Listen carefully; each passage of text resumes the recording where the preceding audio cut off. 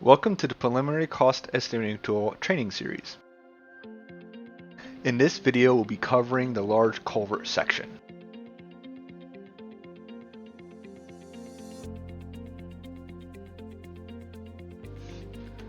To get started with the large culvert section, scroll down to the large culvert section here and click Yes to add it to the estimate.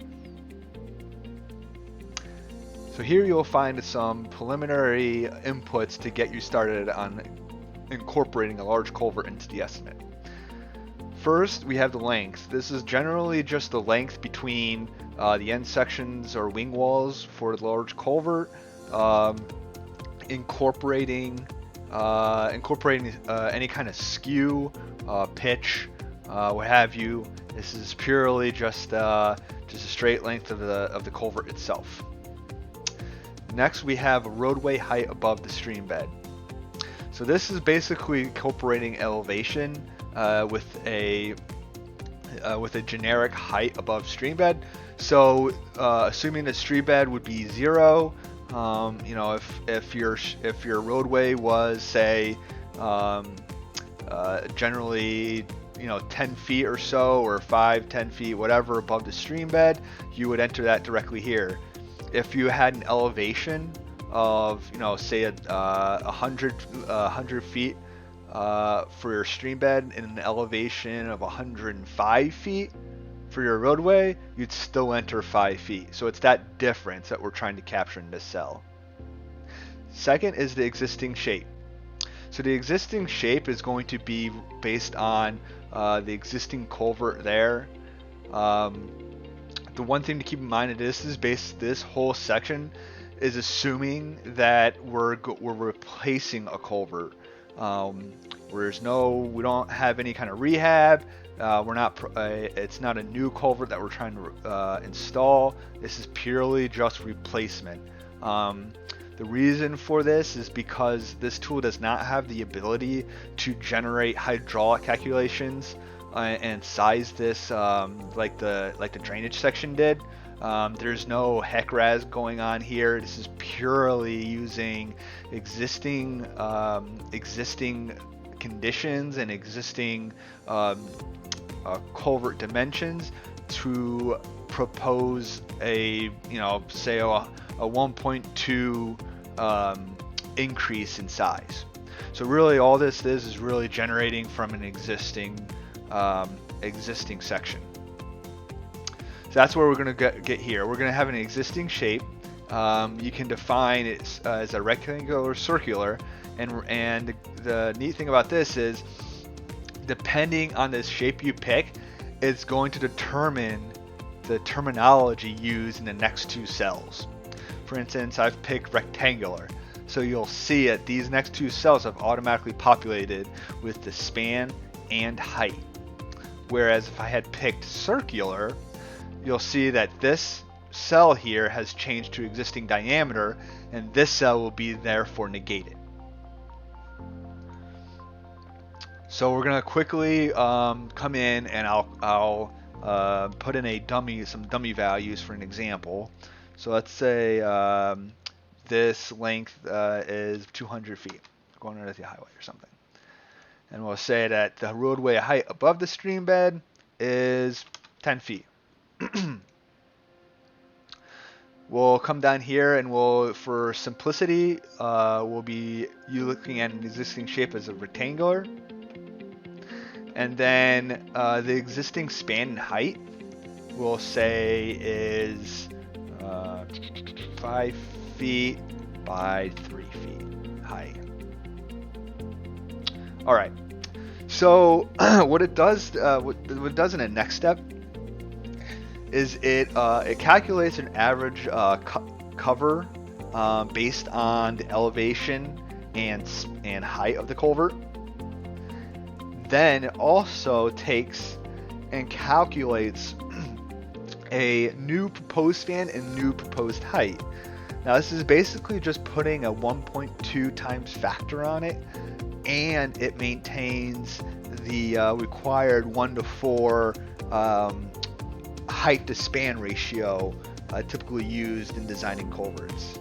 So this is a very generic and dumbed down way of doing it, but it's a good way to just generally incorporate a large culvert into a preliminary estimate without going and getting very technically involved and doing some substantial engineering. So if we can also come in here and put in some user-defined non-itemized costs. If you want to add some additional costs here other than what it spits out in the backup tab, you can go ahead and do that.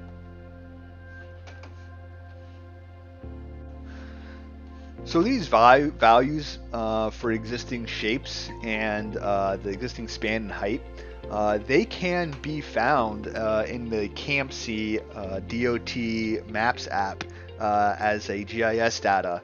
So if you find your project site and you know that there's a culvert, an existing culvert that you need to replace, you can easily use CAMC to find that culvert and look and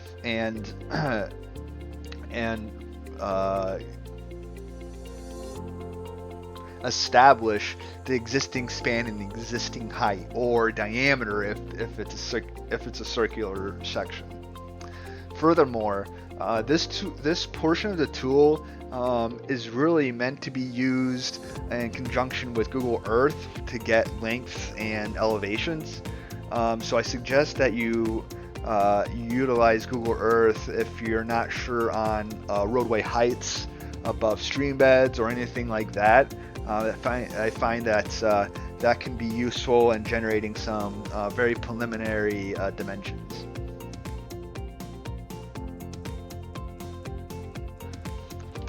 Alright, so we're going to jump to the backup tab for the large culvert.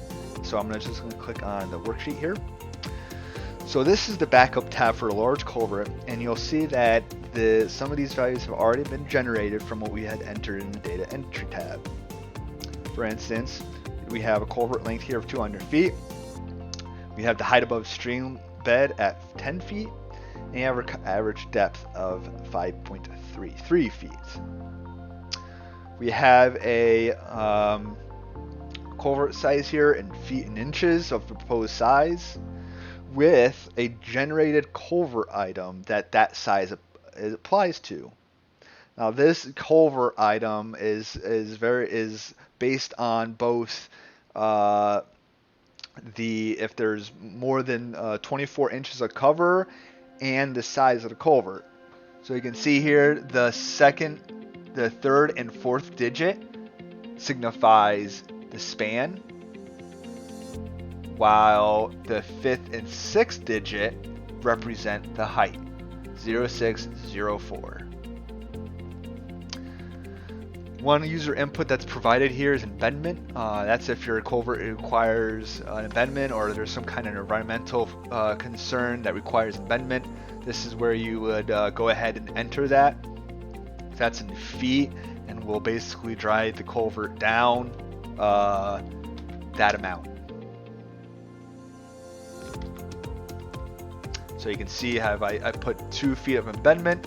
The average cover depth has now changed from 5.33 to 7.33. And those calculations are carried on through in the quantity of excavation, other quantity calculations further down the list. Furthermore, we can go ahead and override the size that was automatically generated from that 1.2 factor. So if we want to use something more specific, or we've already done the hydraulic calculations or know already what we want, we can go ahead and override that 6x4 structure with something here. And these are just the drop-down values of whole numbers for the applicable sizes.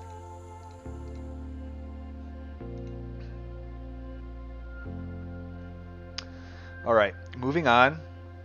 The next section is the wing wall data. So the wing walls are basically just generated from utilizing the embankment side slopes to really quickly calculate the size of the wing wall required. Now, this is basically just using the height of the structure, the height of the culvert, and the side slopes to get a triangular area in order to establish the length, height, and area of the wing wall. So you can independently dictate the upstream side and the downstream side separately, accounting for if the if the side slopes are different on your road section, or there might be some kind of different cut or fill. So you can designate the horizontal component of the slope here in order to capture a proper wing wall size. So like I said, the length, the height, and then it calculates an area in square yards, and that's going to indicate and calculate how much concrete these wing walls require. All right, moving on down. Temporary sheeting. Now this is an item that will be automatically added. Right now, it's default to go to shoulder pile and lagging walls. So this would be, I believe, 2201 would be the piles, and this would be the lagging wall. So it automatically calculates the square footage. I'm sorry, these are piles. This is the lagging wall. So it automatically calculates the square footage and linear footage for the required components.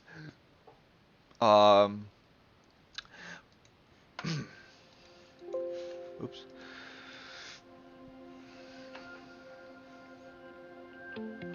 These values can also be overridden. So if you don't want to use a shoulder pile and lagging wall, you can come in here in the item list and designate something separately, and then also override those manually or those automatically calculated values. All right, finally down here we have a list of materials associated for the large culvert. These are basically just generic calculations that are done based on the user's input. We have trench and culvert excavation 20201, select fill, geotextile bedding, crushed stone bedding. I won't read them all, but one key point to keep in mind is waterway diversion. That's always should be one. The tool here is designed to only be used for one culvert section at a time. If for some reason this preliminary estimate is being done for a culvert project where there might be several locations for the entire project, we would recommend that a new file be generated for each location. That way, everything can be tracked independently. Furthermore, there's no traffic control items associated with the large culvert in this section, meaning that if again this was a large culvert project, I would recommend that the user go ahead and fill out and utilize the traffic control tabs at the data entry and the backup to generate the traffic control costs required for the large culvert project.